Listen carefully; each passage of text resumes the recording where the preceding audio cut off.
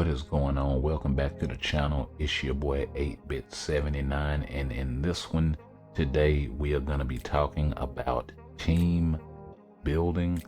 I still get a lot of questions about this, but there are other characters in the game, most of which scale off of physical or energy attack, or in the case of somebody like Beta Ray Bill in his latest uniform, scaling with fire damage or an elemental type damage like mind damage in some case of characters, or lightning damage in the case of a character like Thor. It's important to be able to recognize these different attributes of a character, and it is really good when you can recognize that this character applies to all allies, as it says right here.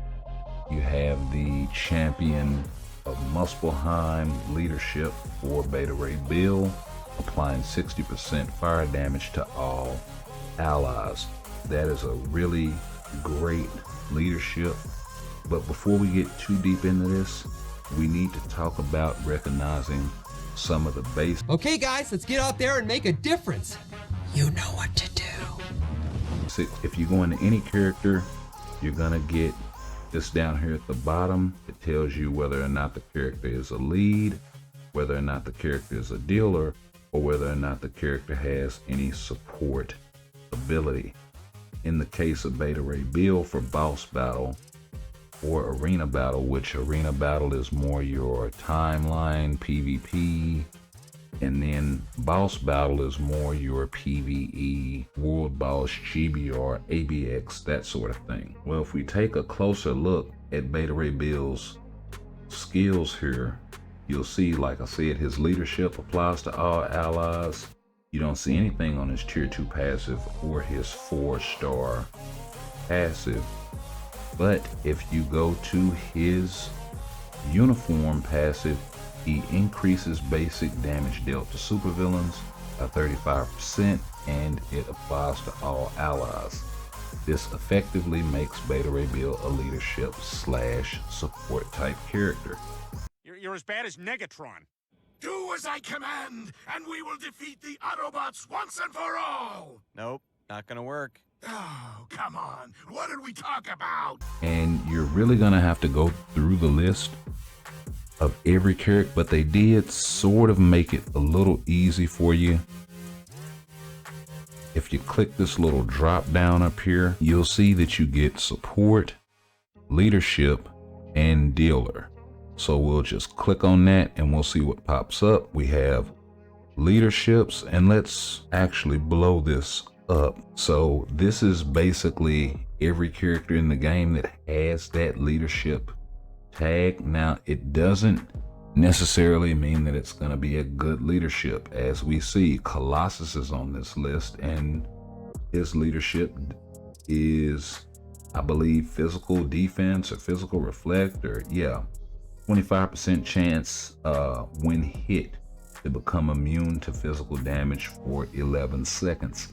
That's not really a great lead in any capacity, mostly for niche PvP situations, but even then it's not really that good. But because it does apply to all allies, which most leaderships do, you're really gonna have to get in there and dig to figure out which leads are going to apply in which situations for which characters. Now, you go to a character like Hela, for instance, and you check her leadership, and it applies 60% energy attack to all allies. So that means that any character that does energy damage will be able to take advantage of this leadership, whether they're hero or villain. The other thing that you're going to kind of have to watch out for is you'll have niche leaderships that will apply to specific either factions of groups, like with Reed Richards and the Fantastic Four, where he only applies the 65% all attack, which is a huge buff, but he only applies that to Fantastic Four characters,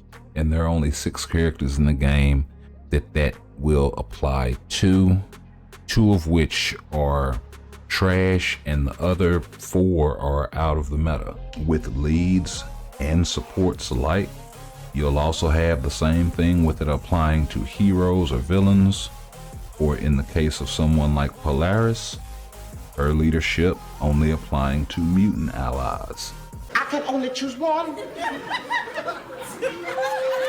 can only choose one. Similar to Magneto. Like I said, you're really gonna have to go and get in the mix to figure out what's what in terms of your leads and supports. Speaking of supports, let's talk that for a little bit. You do have some very niche supports that also operate in that same sort of vein, with somebody like White Fox and her Kamiho stance only applying to leadership allies. Those are allies with the leadership tag.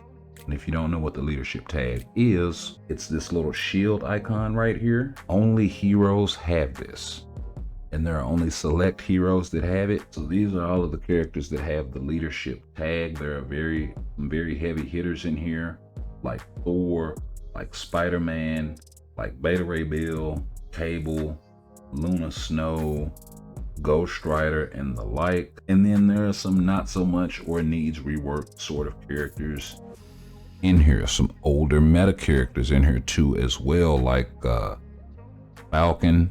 It does apply to a larger pool of characters than you might actually think. Whether or not they're in the meta or not, that's a different sort of discussion. But just to get back to White Fox support ability here, her tier 2 passive, the Kamiho stance, does offer 65% damage dealt to supervillains with 30% damage reduction. And then if you look at her uniform passive, in this particular uniform, it offers for superhero allies 15%, 10%, and 30% all attack, chain hit, and ignore target dodge rate respectively. Really powerful support character. Actually one of the best in the game in that uniform still to this day. Nick Fury is another one.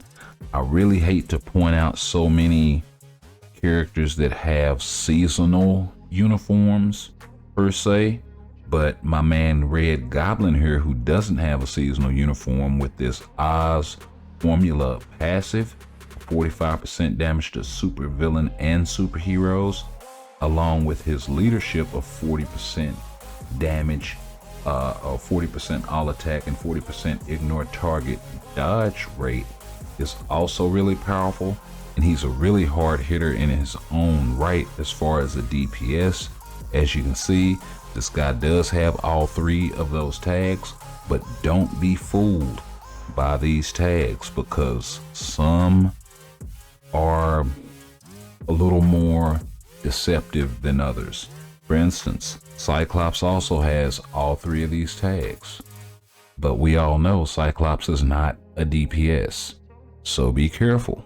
Similarly, if you go to someone like Mantis here, she only has the support tag. But if you've been paying attention to other content creators or this channel, you know that she is an amazing DPS, especially for an Awakened character. Thanks for the good news. Yet they didn't give her the DPS or the damage dealer tag. So it is a little subjective as far as that list goes. It is sort of a guide to help you in the right direction, but it's not all encompassing and can be misleading to a degree in the case of some characters. So you do kind of want to be careful with it.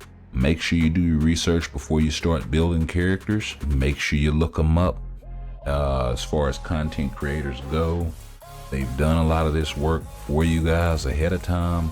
So please take advantage of those tools. It will help tremendously. It'll save you guys a lot of frustration in the long run. Or some supports in here that are really, really good need the extra something to make them what they should be. For instance, a character like Robbie requires his artifact in order to convert his fire resist into fire damage, which then you can apply to the enemy. Otherwise, you're just getting a fire resist support type character, and that's not really very good outside of niche situations like facing Jean Grey. But as you can see here, for flame type allies, he offers 60% fire resist, which he can then convert with his artifact into fire damage, and then 80% chance to become immune to fire damage with a 30% fire damage increase. That is huge. And then on his uniform passive, that doesn't apply to all allies. So, and then on his leadership, he also gives a 50% ignore target dodge. Just one of those things you kind of want to keep in the back of your mind to a degree. I've really been wondering whether or not combination of, say, Beta Ray Bill with his 60% leadership, and I've been trying to work a way for Zatanna into that sort of mix, being able to supply as much flame damage as she's able to apply with her seasonal uniform and leadership and artifact. Another really good free to play support even without the uniform is my guy Phil Coulson here. We pull him out of his uniform, this guy still has 45% damage to supervillains with 20% guaranteed crit rate and 15% damage reduction from supervillains. And he has this base out of the gate, one of the best support characters in the game for free to plays. And I still see him missing from a lot of you guys' rosters out there. Make sure when you're building your teams, you're building them with the lead in the leadership slot, support, and a damage dealer. That will get you guys on the way to being able to conquer some of this content. And then the other part of the team that we have to talk about are the damage dealers. Of course, the most important part. Autobots always win. You think Optimus Prime's gonna be dead, but then he's not dead. I'm taking this from a robot that turns into a canoe. When there's a battle on a gently moving river, you'll want me. The main thing about damage dealers is being able to recognize whether they're a good damage dealer or whether they're not. One of the best ways to do this is really just by going into their kit and seeing what skills they have available. Now, if you're going in there as far as their uniform is concerned and you don't see, like, this is a whole bunch of word salad right here, especially coming into the game. If you don't know what counterattack is or ignore target iframes and all of this stuff, some of the main things that you want to look for in a character is chance to penetrate, right? That 40% chance to penetrate, super armor, physical damage immunity, shield, and invincibility for a set amount of time. That's a really good thing to have, because even if they have defenses up, you'll still be able to hit them anyway. That 1% increase of all attack for each 1% of pure damage, that's commonly referred to as damage accumulation. You want characters that have penetration and damage accumulation in their kit. Additionally, if they have other damage multipliers, like anything that says increase all basic attack, or increase energy attack, or increase physical attack, or in the case of somebody like Hulk, it increases their HP, thereby increasing their attack. Also, something like this, that increase all basic attack by 50%, all defense by a percentage, and all crit rate or speed or something like that is commonly referred to as a frenzy buff. This isn't a very good one, because while it does increase Cap's attack, it doesn't increase his defenses by very much, only 1%. And then when you go to Captain America's uniform passive, you see a bunch more buffs. Decreased chain hit damage when attacked by 10%.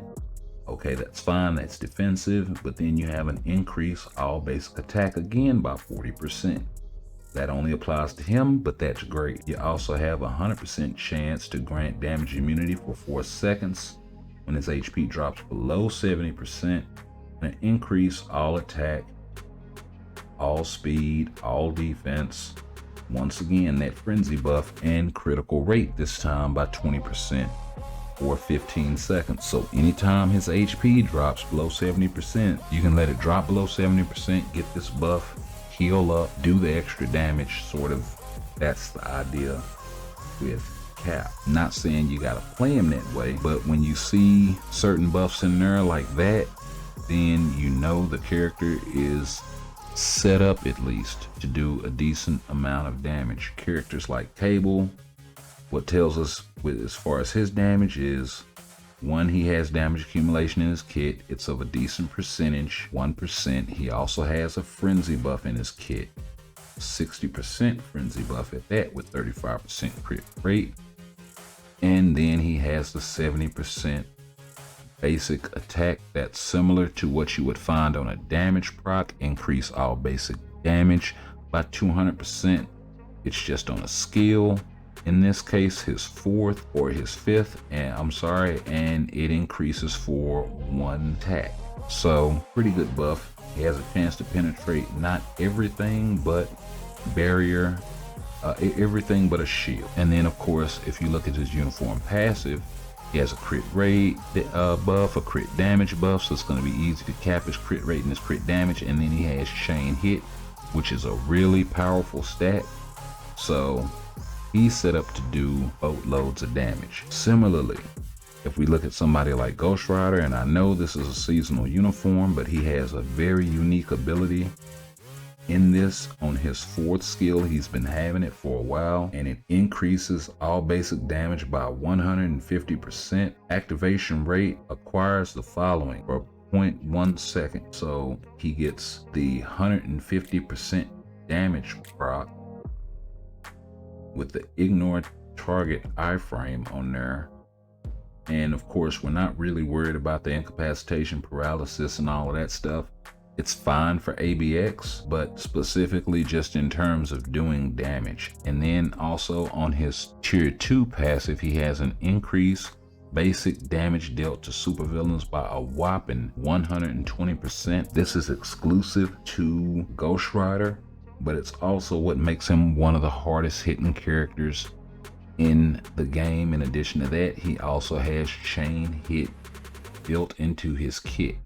So you want to kind of go for characters like that have a lot of different offensive ability built in their kit natively. If they have that sort of stuff going on, they're gonna hit really hard. You know, Odin is kind of a good example of that as well. It's got a 45 frenzy buff, some invincibility in his kit, 100% chance to ignore dodge on his 4th skill, which is great. You can't dodge this guy for 5 seconds. He has an increase all basic attack by 35%, which isn't very much. He also has damage accumulation. Look, we all go way back, and I owe you from the thing with the guy in the place, and I'll never forget it. Namor has this ability as well, but they're gonna need something like the 33% chance to increase critical rate by 100%. That is over the crit rate cap. But you see, even still, in addition to that, for Rogue, she has a 15% chain hit, and then the 35% skill damage bonus damage. And then on top of that, the energy utilization passive, which is kind of unique to her and Captain Marvel only, increases the buff effects. So her buff effects are increased. The effect is increased by 20%, and the duration of the buff is increased by 30%. So that means any of these counting stats that are buffs that buff her, so damage accumulation, the recovery rate on the heal, the reflect damage, the time for the damage immunity, time for the invincibility, the amount of time for the duration of the frenzy buff, and the stat itself, the 40%, is all going to be increased by 20% and the duration by 30. It's basically what that means. So really powerful stuff. Like I said, Captain Marvel has something similar going on. It's the Captain Persuasion buff, the 20-30 increase all buffs by 20% and 30%. So even that chain hit is going to be increased by 20% because it does count as a buff for her. So that's sort of the stuff that you want to look for when you're building a character, trying to figure out whether or not a character is gonna be worth building when the patch notes drop, and this sort of thing. And then also come check out the content creators. We give you guys a lot of good information and try to give you guys some guidance as far as how, when these characters come out, how to build them, which ones are worth it, which ones aren't, and this sort of thing. And then you guys also give us a lot of feedback, so definitely much appreciated. But y'all like, comment, share, sub, let me know what y'all think. down in the comments below. Do you feel like it's anything that I missed? Is it anything that you guys would like to see moving forward? And we'll catch you guys in the next one. Peace.